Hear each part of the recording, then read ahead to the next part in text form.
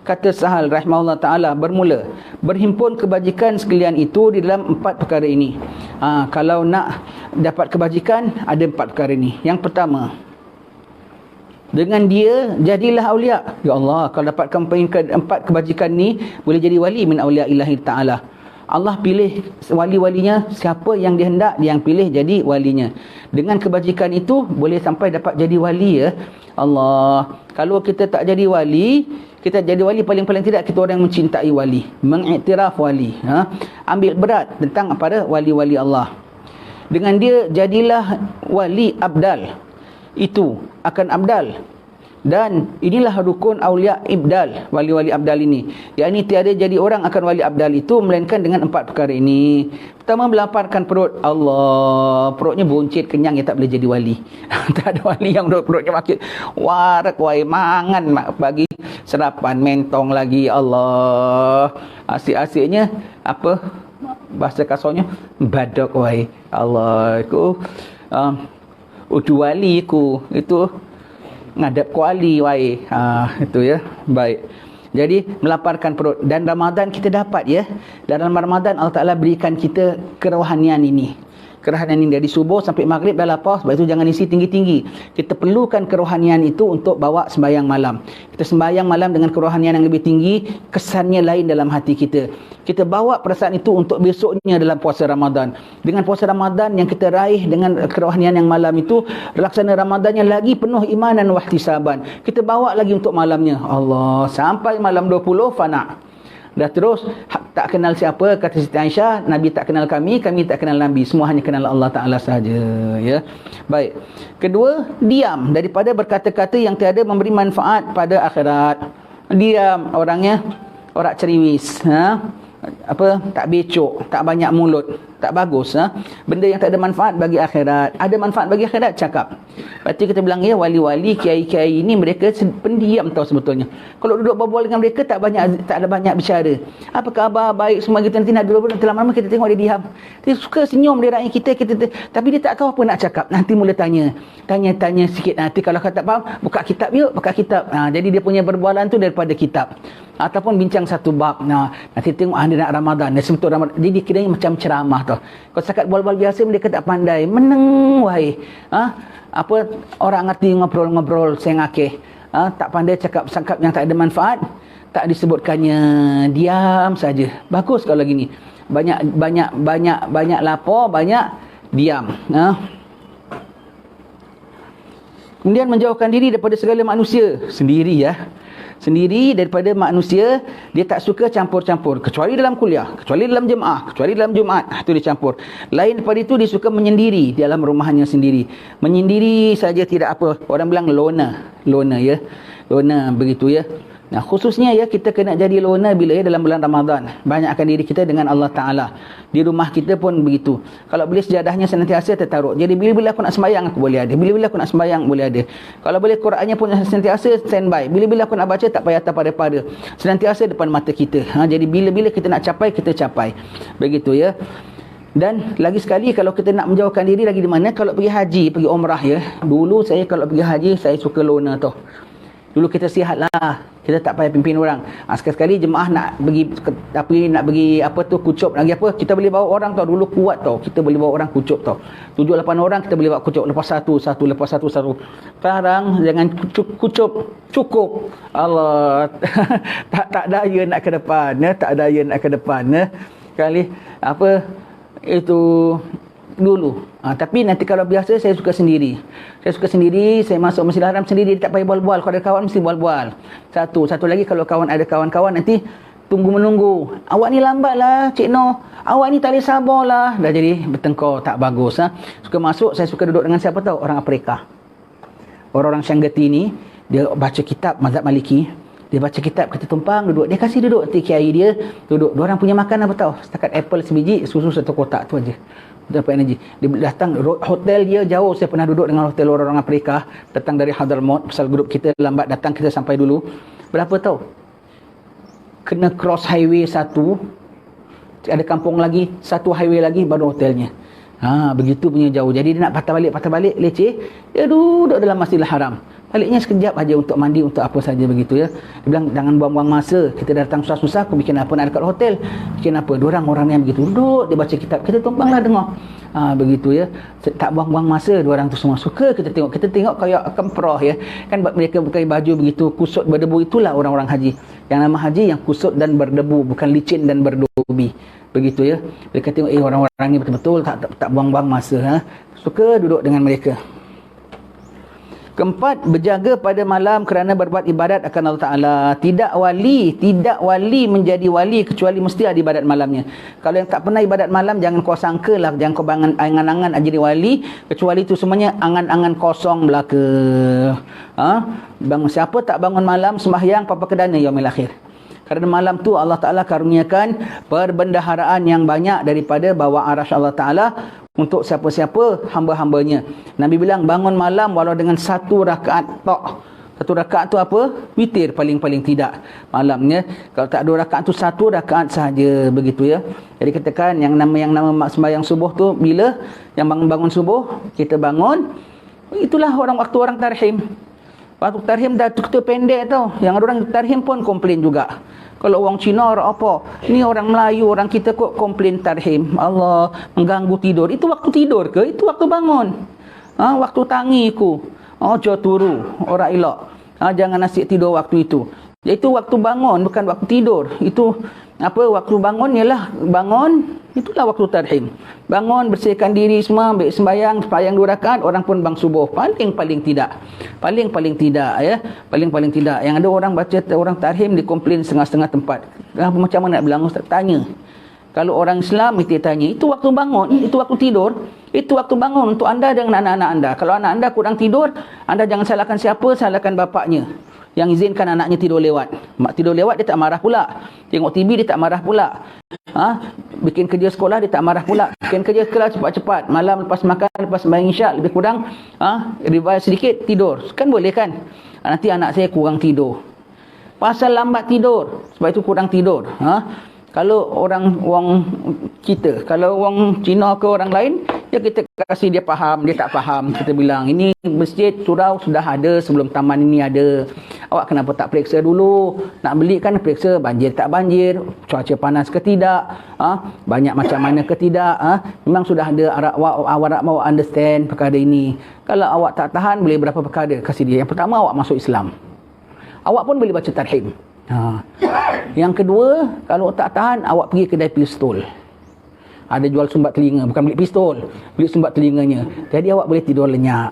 Yang ketiga, awak jual. Sekarang pasaran tanah tengah bagus. Awak jual rumah ini, awak dapat duit untung banyak. Awak cari tempat lain. Kita cadang awak yang bagus-bagus punya perkara. Kita cadang awak bagus, tak usah gaduh. Orang ngerti, dia kasih kita berapa-berapa offer lah, kita tahan sama dia.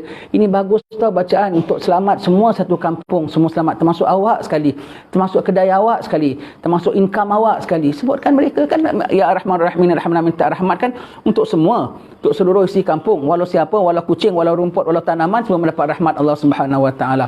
Kasih manfaat, kasih penjelasan. Itulah waktu bangun, waktu tarhim itu ya. Dulu tarhim ya, dulu kalau di Masjid Sultan Singapura tu tarhimnya tak tiap-tiap pagi. Tiap-tiap pagi Ramadan dan tiap-tiap pagi Jumaat itu ada tarhim. Itu tak dilepaskan lah. Setengah tempat bagus. Kita datang sini Batu Pahat, saya kaget. Oh, Batu Pahat ada tarhim. Kayak Hadramaut. Hadramaut ada tarhim tau. Tak semua masjid yang ada baca Quran, yang ada baca tarhim. Kebanyakannya baca tarhim. Dengar ya Arhamar Rahimin irhamna. Itu bacaan sopoiku, ya Arhamar Rahimin irhamna. Itu adalah laungan dan raungan orang-orang ahli neraka. Mereka panggil Allah Ta'ala 1000 tahun pasal tak tahan kena bakar. Wah, Tuhan yang mengasihani. Tuhan dah kasihani mereka kat dunia, tapi mereka tak tahan pada Allah Ta'ala. Mereka meraung sama 1000 tahun, Allah Ta'ala tengking terus, tak ada berani. Tahan aja terus. Hanya mengeluh, menderam aja suaranya kerana tahan sakitnya. Allah. Jadi biar kita panggil pagi tu, bagi Pak Bilal seru kita dengar. Biar kita dengar seruan itu. Biar jangan sampai kita menyeru pada waktu itu nanti. Kita minta rahmat Allah Ta'ala besar. Tarhim tu bagus sekali, alhamdulillah.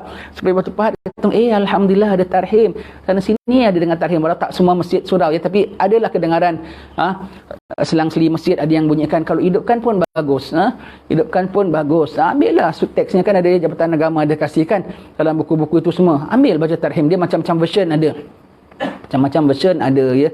Tarhim, taslim tu sebelum Jumaat. Sebab hari Jumaat hari selawat atas Nabi. Maka sebelum Jumaat tu taslim assalatu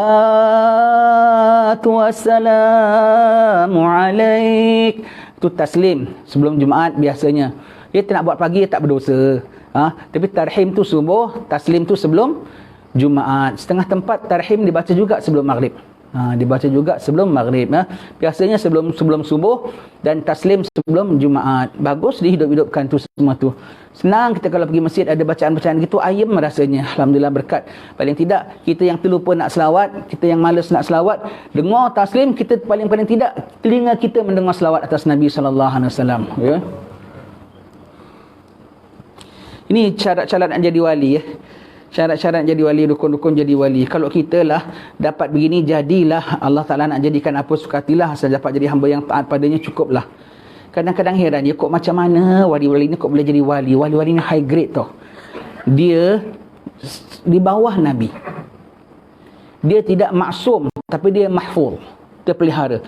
Maksum tu memang tak boleh nak buat dosa. Nak buat dosa pun tak boleh terbuat dosa. Kau jangan heran. Yang ada orang cakap, ya ke manusia tak buat dosa? Kau jangan pandang diri kita. Kalau diri kita memang macam-macam kita nak buat dosa.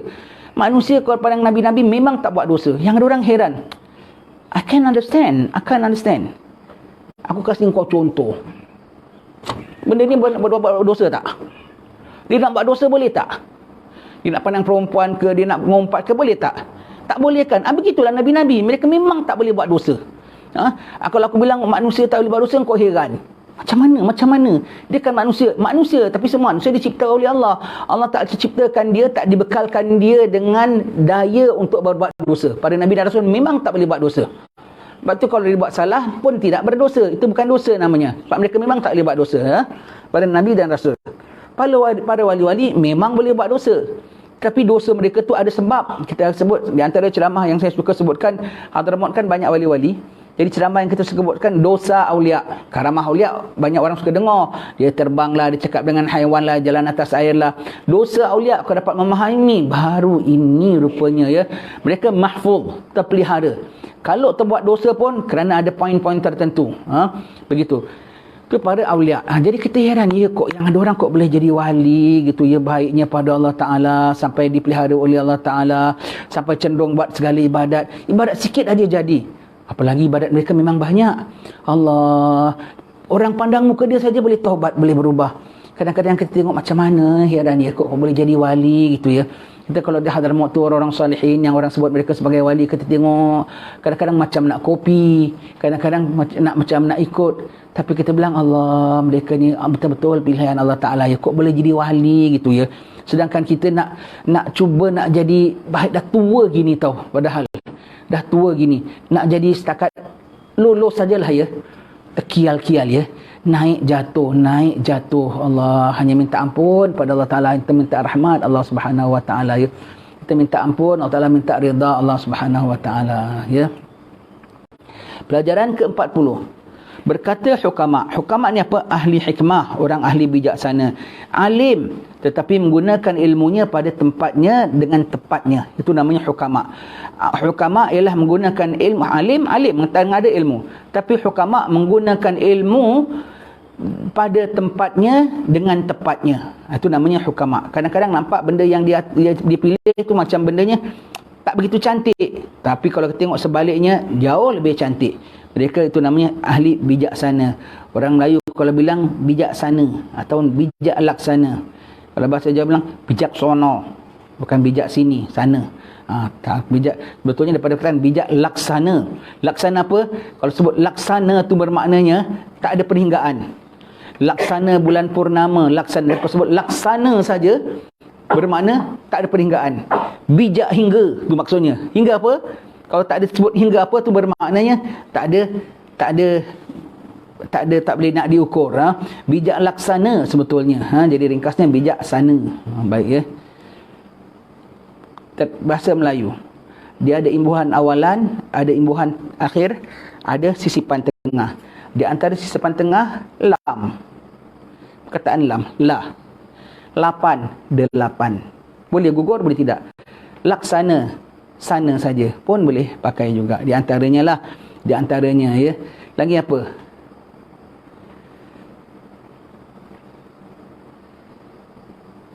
Telapak. Telapak tangan, tapak tangan. Tu ya. Telepuk, tepuk. Sama. Boleh pakai dua. Kadang-kadang ada sikit beza maknanya, tapi semua lebih kurang begitu. Tu bahasa Melayu kita. Sebab kita gunakan hukama. Jadi dalam bahasa Melayu kita apa? Kita kena faham. Para hukama rahimahullah ta'ala bermula. 3 perkara itu setengah daripada perangai yang kepujian. Mudah-mudahanlah kita dapat ya. Pertama, mengasihi mereka itu akan membelanja atas segala orang yang berkehendak. Happy kalau dengar orang berkehendak, terus tangannya sedia nak keluarkan. Itu tanda orang-orang apa? Itu tanda perkara perangai kepujian. Suka. Tak ada dengar gini, alamak gini Chan kena minta derma lah, nampak surau ada bumbungnya pecah aja. Tak lama mesti AJK merayu lah ni. Aku baru ingat nak beli kapet baru raya. Surau pula nak kena bantu. Tak bantu, siapa nak bantu ya? Begitu ya. Yang kedua, mengasihi mereka itu akan memaafkan daripada segala kesalahan segala orang Islam. Jangan kira tuan-tuan ya, semalam kita bincang di Ba'alawi, di antara orang yang tertolak pada malam Nisfu Sya'ban ialah orang yang ada permusuhan dengan orang, putuskan silaturahmi. Sekarang cakap terus terang, adakah kita okey dengan semua orang, ataupun ada jugalah tak okey dengan 1-2 orang, ke 10-20 orang, ke 100-200 orang, ke 1000-2000 orang? Makin banyak lingkaran kita, makin banyak tahu yang tak suka kita. Baik, ya Allah, pada tadi malam dan pagi ni kita ikrar lagi ya Allah, tak ada satu pun daripada hamba-hambamu yang aku tak okey ya Allah. Tak ada satu pun hamba-hambamu yang aku pandang dia jahat padaku ya Allah. Tak ada satu pun daripada hamba-hambamu yang dah buat salah pada aku ya Allah. Aku dengan mereka okey belaka ya Allah. Bagaimana mereka nak pandang aku tu aku tak tahu ya Allah. Aku minta ampun padamu. Dan kalau aku salah padamu, aku salah pada mereka, aku minta kau lembutkan hati mereka, maafkanlah kesalahan aku ya Allah. Memang aku ngaku romongso banyak salahnya. Tetapi antara mereka terhadap aku, tak ada satu manusia yang buat salah pada aku, tak ada satu manusia yang menyakiti hati aku, tak ada manusia yang tak diberkenan olehku, kecuali semuanya hamba-hambamu yang muslim dan mukmin. Aku cinta mereka, aku sayang mereka, aku doakan mereka selamat sejahtera ya Allah. Aman damaikan aku dengan saudara-saudara aku di dunia dan di akhirat dan di barzah dan di mahsyar dan di mana-mana juga dengan rahmat-Mu ya Karim. Wassallallahu ala sayyidina Muhammadin wa ala alihi wasallam. Alhamdulillahirabbil alamin. Kadang tepuk sebelah tangan tak berbunyi. Jadi kalau mereka ada nak santaran bibit-bibit permusuhan dengan kita tak, jangan layan tepuk mereka, jadi tak berbunyi. Itu yang kita baca dalam Hizib Nasar setiap zuhur. Minta lindung daripada orang-orang yang nak bermusuh dengan kita. Termasuk melindung ialah apa? Jangan kita nak bersuka nak terima permusuhan daripada mereka. Ya. Jadi kedua ialah mengasihi mereka itu akan memaafkan daripada segala kesalahan segala orang mukmin, segala orang muslim ya. Kenapa ya? Orang saleh, pengerangai orang kepujian, makin mereka lah makin selalu dikacau orang Islam. Orang Islam kacau mereka. Orang kafir kadang tak kacau mereka. Makin sesama Islam, makin kacau mereka. Ini ciri-ciri orang baik. Makin dikacau oleh sesama Muslim. Jirannya Muslim kacau. Masyarakat Muslim kadang kacau. Allah. Imam Syafi'i itu tak sampai orang tuduh dia Syiah. Sampai dipasung daripada Yaman diarak sampai pergi ke Baghdad. Sampai begitu sekali. Jadi apa? Dia mengasihi untuk memaafkan segala orang, begitu ya. Merendahkan diri dengan meninggalkan kesakitan daripada segala makhluk sekalian. Merendahkan diri dan meninggalkan kesakitan daripada segala makhluk. Rendahkan diri. Kalau orang yang sakitkan dia, tinggalkan saja. Sudah. Oco diladeni, orang diladeni, oco diladeni. Wis, dilakoni sakarapmu. Aku hanya ngadu kepada Allah Ta'ala sahaja. Baik ya. Kata hukama lagi. Ini hukama. Kenapa aku asyik hukama ya? Sebab ada hadis Nabi. Duduk bersama orang-orang ahli hikmah. Duduk bersama orang-orang tua. Bergaul bersama orang-orang ahli hikmah. Salah sebuah hadis Nabi ada sebutkan begitu. Lebih kurang maksudnya ya. Kenapa? Duduk sama orang-orang tua, banyak pengalaman kita dapat tengok. banyak kita boleh timba daripada dia. Kemudian orang-orang ahli hikmah, cakapnya bijaksana, cakapnya tak cakap kosong. Jadi kalau kita tak peluang duduk sama ahli hikmah, kita baca apa yang dicakapkan oleh ahli hikmah. Ini semua adalah ditulis bagi orang-orang yang pernah duduk dengan ahli hikmah. Maka mereka dapat butiran-butiran ini dikongsikan dengan kita. Jadi kita baca pagi ini, macamlah kita duduk dengan orang ahli hikmah. Paling tidak kita duduk membaca apa bicara orang-orang ahli hikmah. Itu ada perintah daripada Nabi, ya. Kata hukama bahawa orang yang berakal itu tatkala marahnya itu insaf. Kalau marah insaf, tengok dirinya sendiri.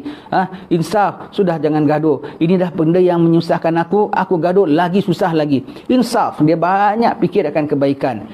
Dan tatkala kasih akan seseorang, marahnya itu insaf. Dan tatkala kasih akan seorang, maka syafaatlah ia akan dia. Kalau kasih sama orang, dia akan membantu kawannya, syafaat, tolong. Apa kawannya penyusah, tolong. Apa kawannya punya bantu, tolong. Apa kawannya punya keperluan, dipenuhi tanpa tunggu diminta. Dia kena faham, kena tengok study. Orang ini gini, dah tentu dia perlukan ini. Orang ini gini, tentu dia perlukan gini. Tahu kawannya, anaknya banyak, sekolah nak buka, perlukan apa? Duit. Dan kita tahu gajinya sekian-sekian. Mat, ini aku ada sikit lebih. Alhamdulillah, anak kita pula dah besar-besar, tak begitu banyak perlukan. Mat, sikit mat untuk bantu anak-anak kau sekolah, Mat. Walau berapa sekalipun. Begitu, ya. Itu tanda orang-orang yang baik, ya. Tanda orang-orang yang baik, ya. Kalau marah, insaf. Kalau kasih dengan orang, ada syafaat. Yang ada kasih-kasih, tapi bantu tidak. Orang wong. Kalau kita bantu, kalau perlu wong. Kalau tak kita dengan bantu kita, dengan khidmat kita, dengan bicara kita, dengan menemani dia. Kalau orang wong, ya wang, kasih bantu. Yang ada wong, lan wang. Orang wang, ya wis. Begitu, ya. Jadi kalau tidak dengan duitnya sekali. Kita bilang bi amwalihim wa anfusihim. Itu dalam bahasa Arab tu sebetulnya. Kita dengar cakap Jawa aja, kita macam nak senyum sinister. Apalah Jawa ni, wang. Itu dalam bahasa Arab, bi amwalihim wa anfusihim. Bi wonge. Bi amwalihim wa anfusihim. Itu maknanya, ya. Jadi itu cakapan orang tua-tua kita. Dia terjemah. Ada orang noti tahu, kalau dengar bahasa Jawa je dia bilang mentera. Habis Jawa takkan suruh doa bahasa Melayu. Kita Melayu pun tak senantiasa doa bahasa Arab. Kan kita cakap, ya Allah, Tuhanku, ampun. Dia minta, ya Gusti Allah, Rabbika, ya Allah, barang diparingi. Dengan paringi aja bang, ni mentera. Takkan asyik Jawa je mentera. Jawa cakap bahasa dia. Apa dia nak minta, ya. Jadi dalam bahasa kita kan kadang-kadang cakap bahasa Melayu. Dia Jawa, dia cakap bahasa Jawa. Kita dah tak biasa. Habis kita tanya, wak, apa doanya? Aku baca iki. Macam mana? Dia kita dengar, mentera. Takkan asyik Jawa je mentera. Dia minta dengan Allah. Dia minta Allah. Begitu. Jadi ini apa? Kalau dia berkawan dengan orang yang dikasihi, diberi syafaat. Orang dapat bantuan daripada dia. Orang tegel tengok kawannya, mesti nak dibantu.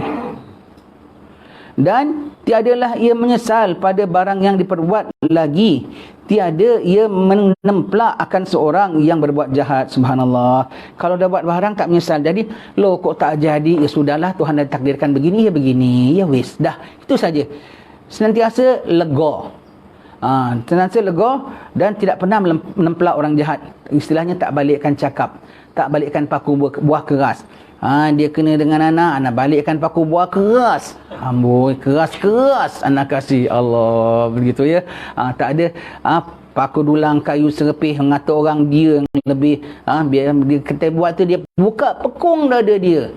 Aku dia nak terai, astagfirullah, garangnya. Diam. Kadang-kadang orang gini macam orang bodoh tau. Diam, paling banyak dia nangis dengan Allah. Ya Allah, apa dosa? Ya Allah, bukan apa dosaku. Ya Allah, memang banyak dosaku. Ya Allah, yang banyak dosaku. Hanya dia kalau tak tahan sangat, dia cakap ya Allah saja, nanti dia rasa ayam dah sudah. Gitu. Kalau kita bergaul dengan orang gini, kita tahu yang ujian yang dia dapat tu cukup banyak, ya. Tapi mereka ni steady, ya, sebab itu tak nampak zahirnya, ya. Dan kadang kita dengar cerita-cerita alim-alim ulama kita tu macam nak nangis. Kusen aja macam-macam ujiannya, ya. Begitulah. InsyaAllah akan kita sambung pada pertemuan akan datang. Syukur, ya, dapat mendengar kalam-kalam hukama. Jadi pagi ini kita dapat memenuhi perintah Rasulullah, duduk bersama hukama. Jadi kita dapat mendengar kalam hukama. Wallahu alam bisawab. Sunnah. Azan 2 kali sunnah. Jadi azan yang pertama tu biasanya 1 jam ataupun 45 minit. Itu lagi awal tau sebetulnya. Azan yang pertama tu lagi awal. Jadi negeri kita dari dulu kita dah romongso banyak orang-orang bukan Islam semua begitu kan, digantikan dengan tarhim. Tarhim tu kita dah pendek. Tarhim tu dalam 20 minit, 15 minit sebelum bang kan. Tarhim tu kita dah pendek. Jadi azan pertama tu lagi awal lagi. Jadi dah cukup bagus tu. Kita kiranya kita kurangkan sikit amalan kita kerana kita kasihkanlah orang sekitaran kita ya. Maka digantikan dengan tarhim. Gantikan dengan tarhim. Jadi satu kampung dah didoakan oleh Pak Bilal, hanya bangun tengah malam aminkan saja, amin ya Allah amin atas doa Pak Bilal ini, pahala besar. Untung kampungnya dah dibacakan tarhim oleh Pak Bilal, satu kampung dapat ya. Wallahu alam bisa. Kok tak suka tarhim ya? Berlindung Allah Taala. Kita kalau dengar tarhim kan rasanya ayam gitu ya. Tarhim sejuk hati kita ya. Sejuk hati kita. Wallahu alam. Bismillahirrahmanirrahim.